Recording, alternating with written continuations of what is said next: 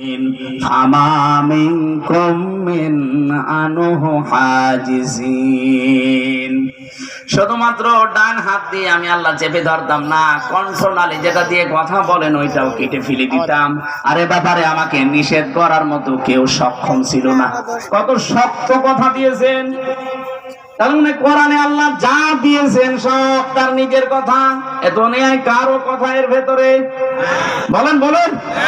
অথচ এই দেশে অনেক পাগল ছাগলকে আমরা বলতে শুনি লাকুম দীনুকুম ওয়ালিয়া দীন, রাহুল বুখারী। কথা আল্লাহ চালিয়ে দেয় নবীর নামে। এই কথা বলছেন জি। নবীজিকে আল্লাহ যদি বলতে পারেন যে আপনি আমার নাম বাদ দিয়ে যদি নিজের নামে চালিয়ে দিতেন, আপনাকেও আমি ছাড়তাম না। আর যারা বুঝে করুক আর না বুঝে করুক এ কথা বলেন যে লাকুম দীনুকুম ওয়ালিয়া দীন, রাহুল বুখারী।